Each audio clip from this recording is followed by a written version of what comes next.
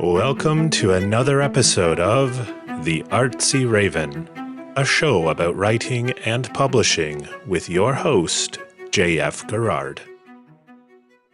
Welcome to another episode of the Artsy Raven. Today, our special guest is Shana Targosz. So, Shana writes about magical girls, budding friendships, ghosts who may or may not be friendly, and fiercely held hope. She is an Oregon Literary Fellow and the 2021 recipient of the Edna L. Holmes Fellowship in Young Readers Literature. Shana is the author of the Underwild series, the first book of which was an instant New York Times bestseller. When not writing or reading through a stack of books, she spends her time playing Zelda with her son, designing solo journaling games, walking her domesticated monster disguised as a Labradoodle, and dreaming of different worlds. So, welcome. Thank you so much for having me. So, can you tell us a little bit of how you became a writer? Yeah, absolutely. Writing has always been one of those dream things, even when I was a kid. I loved books. I loved reading. They were my escape in my childhood, but I never connected that people wrote books. So I didn't really understand, like, how does a book get made? And it always seemed so daunting, kind of, when I learned that people did write those books that I love so much. I went, yeah, but how do you write them? So I never really learned until much, much later in my life. And then when I decided to take the leap to write, it was just like I was instantly obsessed and I had to keep writing. And so the Underwild series is actually like the sixth and seventh book I've ever written. And the first book to be published was River of Spirits. Now, did you grow up in Oregon? I didn't. I grew up Okay. in Arizona, so my journey has kind of been along the West Coast here. So from Arizona to California and then up here to Oregon. Oh, so what sort of things were you doing as you were writing? Like, were you working or were you in Yeah. school mostly? So I actually started as a costume designer. So I've been a costume designer for, a couple decades now. And so my creative outlet was designing costumes for a very long time, but I'd always had this dream of writing. And then there came a period of my life where I couldn't design costumes for a while. I was traveling with my family in Tokyo. We lived there for a little while while my Oh, husband had a job in Tokyo, and I loved it so much. And I went, okay, I can't design costumes while I'm here because I was there for, a couple months at a time with our visas. And I went, well, I've always wanted to write, so why don't I just start?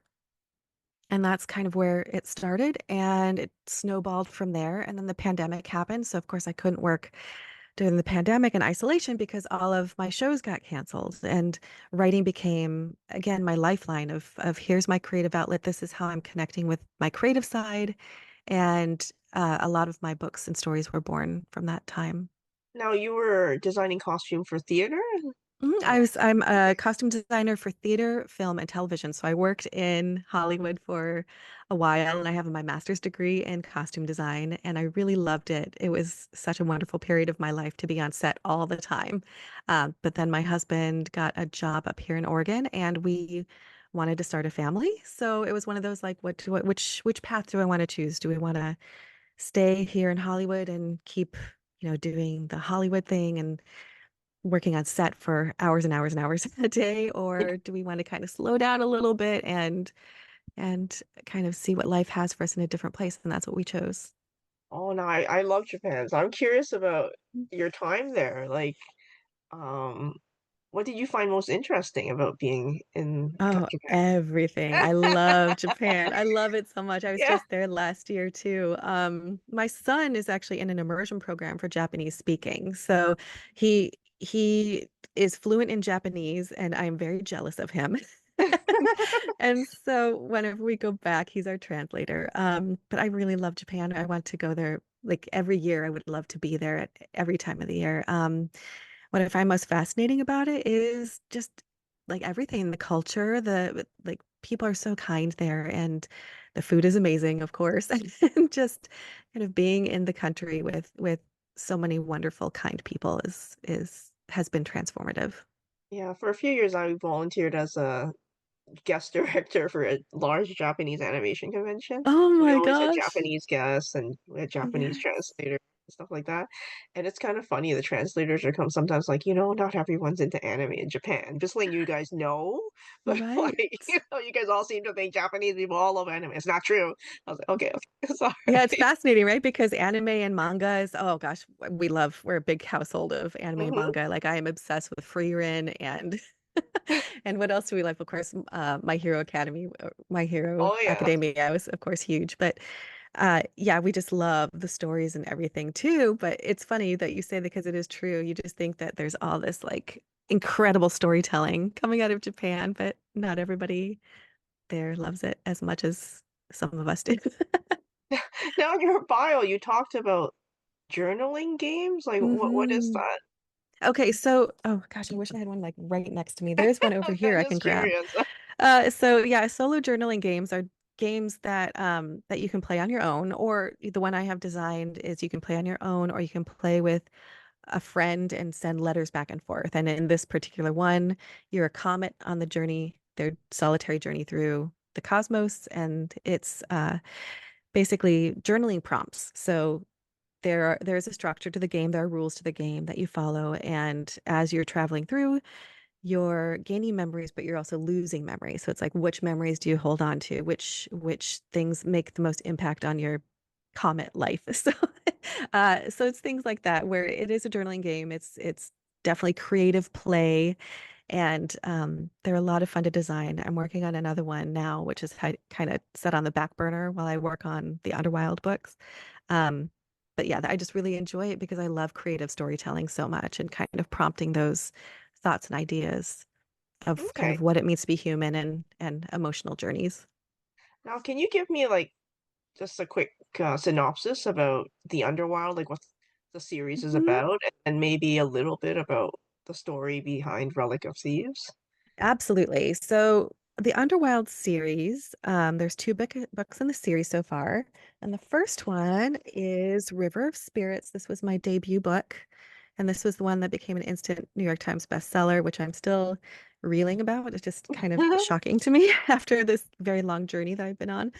The Underwild series follows, the first book follows Senka, who is the apprentice farrier of the dead, and it's set in the underworld. So in Greek mythology, the farrier is Charon, the farrier of the underworld, and I wanted to develop a story kind of surrounding him and diving deeper into his lore and the lore of the underworld. And I also wanted to explore a story about loss and grief. And so this book, The Underwild River of Spirits, came from that desire to kind of touch on things that I struggled with after losing people who were extremely important to me, and kind of going on that journey of healing from such a devastating loss. So the Underwild series is mostly about these young girls who get lost in the Underwild. And then they have to find their way home. So, Underwild River of Spirits follows Senka, the farrier of the dead, and the living girl who enters the underworld to find her brother, the soul of her brother, and they're swept away into the underworld, into the wilds of the underworld called the Underwild, where they're pursued by tricksy spirits and shapeshifters and hungry wraiths. And as Senka is trying to get Poppy back home where she belongs, Senka is also unraveling mysteries about her own past.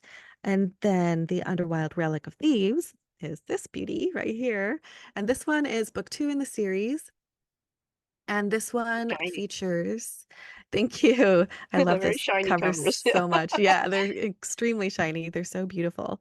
This one follows Anya, who is a girl from the living realm, and her best friend moves away, and her best friend is her rock and is like the one stable thing in her life. Anya comes from a very tumultuous home life, and she's very unhappy, but she doesn't know how to process that trauma. But Lizzie, her best friend, has always been there for her and kind of the stable part and the place that she goes to feel safe and welcome. And Lizzie moves away. And so Anya is desperate to reunite with her. Anya finds out that the local woman who everybody thinks is a witch actually does have a set of magical keys, and that woman is Hecate, the goddess of ghosts and crossroads from Greek mythology. So Anya steals the keys and uses them to go back to Lizzie to reunite with her best friend. And then in using the keys, though, she and Lizzie are um, pursued by terrible beasts and the Furies because they've broken a law of the gods by using the keys. And so Anya has to save her best friend who is captured and taken to the underworld. And she gets help from Senka, who is the protagonist in book one. So we do see some of these characters again. They appear in the other stories. And then it's Anya's journey of saving her friend and saving herself and finding a found family in the underworld. Wow. Okay. Mhm. Like a lot of it is based on Greek mythology, it sounds like. Yes, yeah, So was that what heavily inspired influenced. you to write this book series or? I love Greek mythology. I've always been completely head over heels in love with Greek mythology ever since I was very, very young. And it's one of those things, right, where you write what you love and you write what you know. And for the first book, I was writing what I knew about loss and grief, and it just seemed like the perfect setting for exploring a story about death was the Greek underworld and setting it in this place where you can't escape it, you have to face it and process that grief, the grief in Greek mythology through Greek mythology. Um, but when I wrote this series, I didn't know if it was going to be published because Greek mythology is there's such a stronghold of books that are very popular, and a lot of publishers are a little hesitant to publish Greek mythology because there's already so many on the shelf. So I was very, very fortunate that my publisher decided to take a chance on me and they fell in love with the book, and here we are with more of the series coming out. Now, is it like a continuous thing, or do you think do you have a number in mind as to how many books will end? Or There's a number I have in mind, but we'll see if my yeah, publisher wants to okay. do that. But yes, right now, I've got these first two books and I am working on a third book in the series, which I'm Oh, very excited about. okay, cool. Like, I mean, what do you hope readers take away from the journey of your protagonist? Oh gosh, well, so much. So I can talk about, let's see, book one, uh, River Spirits. I really hope that people who are grieving see themselves in the book and find a little bit of healing for the struggles that they're going through because grief is so hard, and in Western culture, like, we don't talk about grief. It's kind of taboo to talk about, and it's unfortunate because it's such a prevalent thing in our lives. Like, we can't, it's the cycle of life. We need to have more of these conversations, especially with young kids, because it comes at us unexpectedly, and then having to go through that process of grieving alone and not knowing what to do and not knowing, like, what comes next, how do I get over this, is really tough. And that's something that I personally struggled with. I lost my brother, and then 2 years later, I lost my dad. And so those two losses back to back, I was just lost for so long. And it was one of those things where it was hard for me to even talk about. I didn't know how to process that grief. And so this book was brought about because I needed to face those hurts, those wounds that I carried for so long, and come to an understanding with myself of, this is what hurts, but here's how I can find healing and peace with it. And um, it was really a journey for me through of healing from writing this book. And I really hope that people find this book who need to find that healing themselves and can take something away from reading my book, like a little spark of hope, or, reaching out to others who might need that as well. And then for Relic of Thieves, this book touches on a totally different topic of grief. And it is about trauma and about abuse and neglect of a child. And so this girl Anya is really struggling. Her brother lashes out at her. He takes his anger out on her. She doesn't want to be home because her parents aren't home. They're working all the time. So she has this kind of home life where she doesn't want to go home. She doesn't feel safe. And like I said, her best friend is the one person that she feels safest with. But then that person moves away. Lizzie moves away, and Anya doesn't know what to do. So this book, I really hope that people who have ever felt lost like that can reach for it and read about, forming new connections, forming a found family, finding others to connect to, and that maybe other people, especially younger readers who come from a healthy home life, may see others their age who might be in a situation like this, right? So they go, oh, now I understand this is where you're coming from. This is the pain that you're carrying. And then reaching out to them and forming a friendship, forming that like safe space for those kids to come to when they need a break from their harder home lives. Now, what was the most challenging thing in writing these books? Everything. I mean, writing itself is pretty hard, right? It's Yeah, it is. solitary. You're on your own. You're in your own head. You have to kind of peel back the layers of your own pain and kind of go, okay, what is it that I'm trying to share here? What is the connection I'm trying to establish with my reader? So that's always hard, kind of being that vulnerable to dig into the past and say, okay, this happened to me. This is what helped me, or this is what would have helped me even more at this time. So that's kind of the hardest part is allowing myself to be vulnerable and to share these experiences with people and, hope that there's some understanding there. Hope that it's reaching out to somebody else who might need a story like this. And that's why I do this job, even though it is hard. It's also so fulfilling. So after you finished your first manuscript, how did you find a publisher? Oh, okay. So, like I said, the Underwild River of Spirits was, I think, my sixth manuscript, full manuscript. And I'd written a couple of books before finding my agent. So it took a while for me to get an agent, and fortunately, I found such a wonderful, wonderful partner in books, who is Andrea Morrison at Writer's House, and she's been so supportive of me. And we didn't sell the first book that we took out on submission. We didn't sell the second book that we took out on submission, and River of Spirits was the sixth full middle grade manuscript I wrote. It was also the sixth book I took on submission. Now, some other things were picture books and chapter books, so they were smaller format projects, but it really was one of those like, okay, if I don't sell this middle grade manuscript, I'm going to have to pivot to something else entirely. It's not working, like something is not happening in the middle grade space. But I was very, very lucky that this one did sell to my fabulous editor, Kara Sargent at Aladdin, and I couldn't be happier. Okay, cool. Now, thinking about your journey, if there's a new writer that asks you for advice, like what would you Mhm. tell them? Or was there any good advice that you received from other people? Oh my gosh, yeah. So throughout my journey, I was constantly looking on, well, at the time it was, Twitter, which doesn't really exist anymore, but there's Threads and there's Instagram, and there are people sharing some really good advice of write what you know, and recommending craft books, recommending mentor text. On mentor text, meaning here's a fabulous series to read. This book series like really is exquisite, has exquisite writing, exquisite storytelling.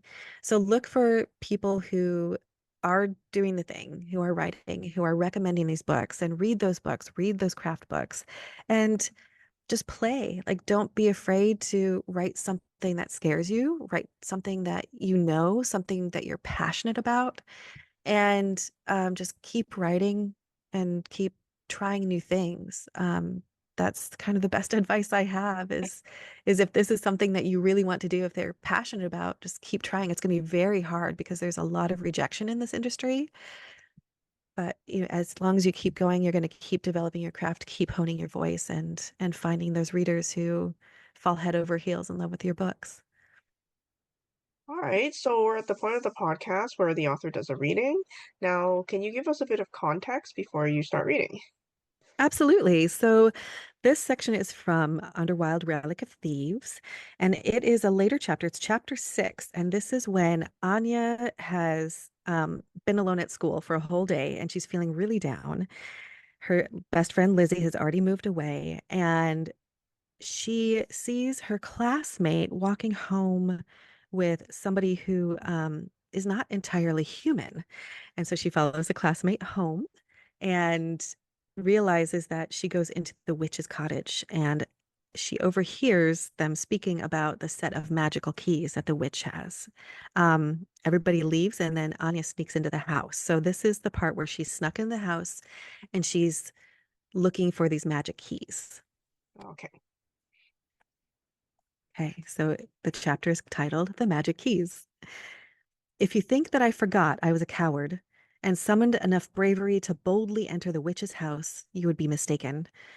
It isn't bravery sending signals to my brain to go waltzing into potential danger. It's flat out fear. I'm terrified that if I don't check the keys to see if there's any truth to what Hecate claimed the keys can do, it would guarantee that I'll never see Lizzie again. The shouts from my parents' fight last night echoes in my ears, and my brother's angry face from this morning flashes in my mind. My shoulder twinges where his phantom grip still digs into my skin. Lizzie is the one person who understands that I don't want to go home after school, and she's never pressured me to explain why I never invited her over to my house. I made that mistake with Lauren and swore to never do it again. I lost Lauren as a friend when she witnessed my brother pushing me against a wall and shouting in my face because I'd gotten him in trouble with Mom and Dad. I'd lost track of time the night before and wasn't home by the time my parents got home from work. My brother had to admit he didn't know where I was. He's supposed to watch me when I get home from school, but he never does. I don't want him to anyway. I'm still haunted by how Lauren cried that day, as if she was the one standing in my place. I burned with shame as she ran from my house and out of my life. Now she avoids looking at me whenever I see her at school. And Lizzie never ran away from me. I made sure to never give her a reason to. I have to see for myself if Hecate's keys are really magical keys that can transport me anywhere in the world. I'll never forgive myself for passing up this chance to find out the truth. Every creak from the floorboards sends waves of uncertainty through me, each tick of the clock twanging at my every nerve. I sneak very, very slowly toward the keys. Even though I'm sure I'm alone in this house, I don't want to risk anyone hearing me. Besides, what if the witch has some kind of specialized house alarm set up? And if I move too fast, it will go off, and she'll come rushing back to find me here, hand outstretched as I attempt to test her keys. What if the keys have some kind of dreadful spell on them to make them burglar-proof? I yank my hand back before I come in contact with the silvery keys. Then I curse myself for being so jumpy. Shaking out my limbs, I stare down the keys as if they were a foe in a game of dodgeball. It's okay, Anya, you got this. Yes, I'm giving myself a pep talk. Not that it has ever worked before, but it's worth a try. I decide to test out the theory that the keys have some kind of museum-level anti-theft sensor or are armed with a dangerous spell, and grab a wooden spoon from the utensil canister on the counter. Using the spoon's handle, I poke at the keys. They make a sound like wind chimes. I stand still as a statue, waiting for something else to happen. The tinkling sound stops. The keys sit motionless on their hook, and I relax a little. They look like ordinary keys. Well, not like the keys my parents carry. These look far older, and each one is a different shape. The first key is gold and has a detailed pattern within its oval head. The second one's top is shaped like a diamond, and it sparkles like one too. The third key is thick, heavy-looking, and seems to be made of jet black iron. The fourth key is a deep bronze color with a gear-shaped head, and the fifth key is silver and looks delicate as spun sugar. All of them gleam softly, like mirrors beneath starlight. Maybe not so ordinary after all. Sliding the wooden spoon back into the canister, I turn to face the keys again. My fingers flex, then curl into fists. Come on, Anya, they're not going to bite you. At least I hope they won't. You never know with magical items. I've read enough fairy tales to know that some magical objects can curse you the moment you claim them, like those red shoes that force whoever wears them to dance themselves to death. I doubt the keys would make me dance my final days away, but they could do something equally terrible, right? Or they could do what Hecate said they do and simply take me to a different place far away from here. It is like a dream to even consider this could happen. I won't find out unless I try. I wipe my sweaty palms on my shorts. It's now or never. I reach out, eyes squeezing tight. My fingertips brush the keys, then curl around them as I unhook them from the wall. They are pleasant against my skin, not cold like most keys are, but sort of like I plunged my hand in a sun-warmed stream. Tentatively, I squint one eye open. The keys glint as if reflecting a beam of sunlight. I look up, but the sunlight spilling through the window is several paces away. Where I'm standing, there are only shadows. Magic, I whisper, gazing at the gleaming keys. What else could it be? Keys don't normally glow like this, as if a star shines from within them. I go to the back door. The first key doesn't fit the keyhole, so I try another, then another, and another. I frown. One after the other, I try them all. None of the keys fit the lock in the door. What am I supposed to do? Heat prickles behind my eyes. With the keys clutched in my hands, I stride through the house. Shaking off my initial disappointment, I try the keys in other locks I find as I explore Hecate's cozy cottage. The tiny lock on the antique writing desk in the next room, the lock at the top of a dresser drawer, not the one in what looks like Hecate's bedroom. I wouldn't dare step in there. I even try the keys on a bike lock propped near the back door. All the key openings are too small or too thin for Hecate's keys to fit. Think, I tell myself, how else could magical keys work if they won't fit in a lock? The sunlight has shifted, and the beam spilling across the floor is like a pool I could step through into another world. Maybe I've been going about it all wrong. I stare at the doorway-shaped beam of light.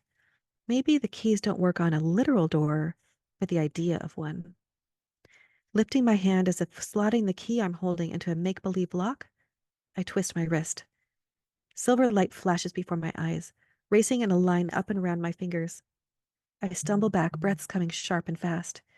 The keys hover right where I left them, as if nestled in a lock and an invisible door. I approach the silver line still shimmering around the keys, its shape forming into a perfect doorway. I tap one of the gleaming silver lines with a fingertip, and the doorway wobbles like a giant soap bubble. Whoa! I walk completely around the glowing silver line door, being careful not to touch it directly. Gently, I take hold of the keys. They slide from the invisible lock, but the doorway remains. Okay, I let out a breath. This is it, the proof I was hoping for. Only magic could make something like this. Oh my gosh, magic exists. My insides fizz as if I've gulped down a whole can of root beer in one go. Hecate said these keys could take me anywhere. All I have to do is test it out. Who knows, I could be with Lizzie in no time at all. Before I can let my uncertainty stop me, I grab the straps of my backpack and leap through the not quite a doorway. Instantly, I'm whooshed into a place of nothingness. It's as if I've stepped into a starless sky, with light spilling from some distant, unseen moon. I can't see anything above me. Whatever I've landed on is bouncy, and I'm afraid that if I take too big a step, I'll be launched up into the emptiness of space. What do I do now? I turn, but the door I step through is gone.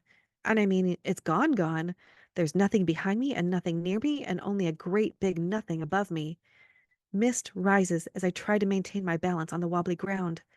I wish Hecate had said exactly how these keys were supposed to work. I squeeze my eyes shut, begging my brain to remember any clues.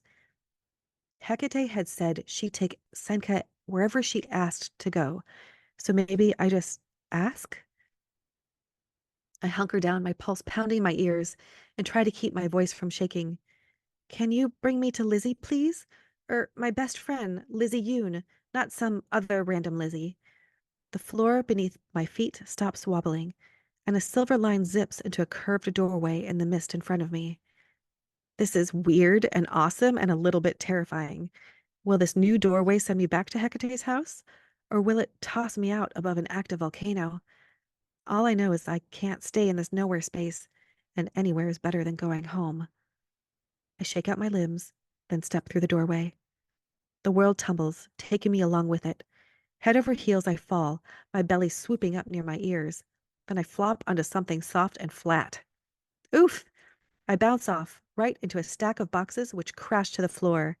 I cover my head with my arms until the cascade of cardboard boxes stops. Dazed, I look around.